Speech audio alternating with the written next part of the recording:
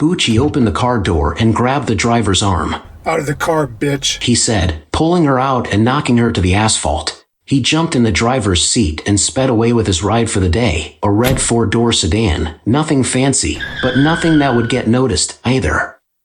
The crime scene well behind, Butchie pulled onto a side street to rummage through the car and see what bad habits the driver liked to carry around, like maybe smokes, maybe drugs, maybe money for smokes and drugs. He had found all those things and much more in prior carjackings, usually something he could turn over for a quick buck before getting to the day's work of breaking into houses and stealing stuff. He stopped the car and put it in park, and the very next moment the entire airspace in the vehicle erupted into an eardrum-piercing scream. He turned and looked in the back seat. There was a baby strapped into a baby seat, and the baby was not happy. "Oh shit, you're not supposed to be here," Butchie said, realizing in a panic he just escalated from car thief to kidnapper. "You are not part of the plan," he said, staring at the screaming red-faced baby who showed no signs of letting up. "Shut up, I need to think," Butchie said, but the baby continued screaming, indifferent to the wrench suddenly placed in his plan. "Okay, I will call the cops, tell them where to find the car. No missing baby, no manhunt. Okay, good plan," Butchie decided. "I need a payphone." He put the car in drive, and once moving, the baby stopped screaming. "Oh, that's it, is it?" Butchie said. "You like car rides, do you? Were you being driven around to make you stop screaming? Don't worry, you'll be sucking on your mommy's tits soon enough."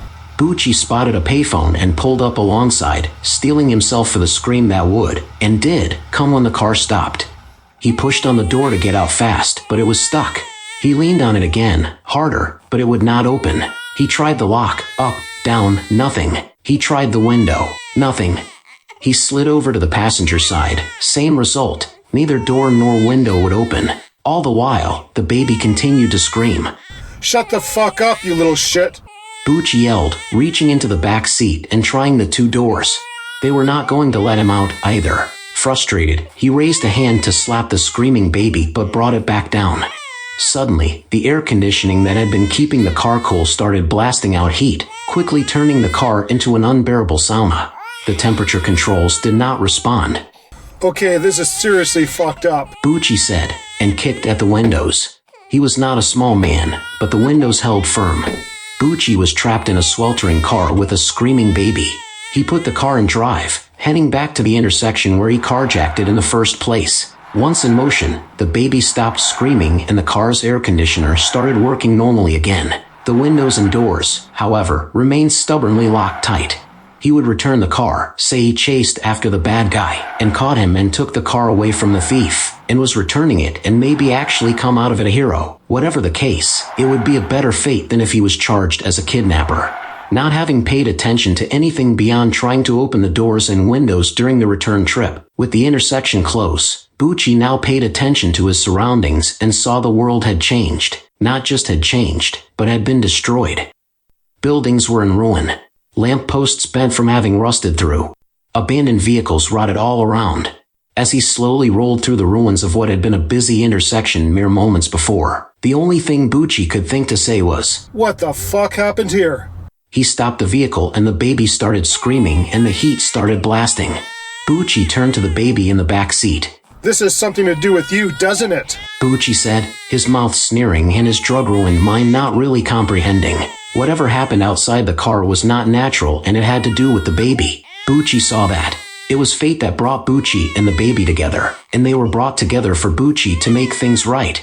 He pulled up his pant leg and took out the long butcher knife that was his motivator of choice when someone needed motivation to hand over something he wanted, but it also had other practiced uses.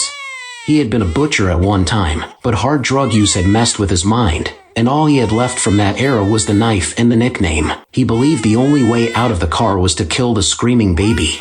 The baby was the lock and its death was the key.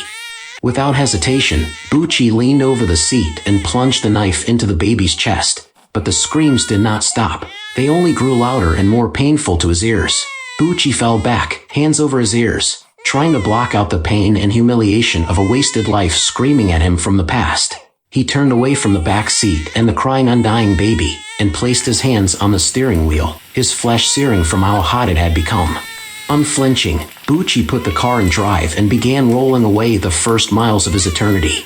The passenger, the baby Butchie was when born, and the driver, the man he was when he died, using a knife to carjack a gun owner.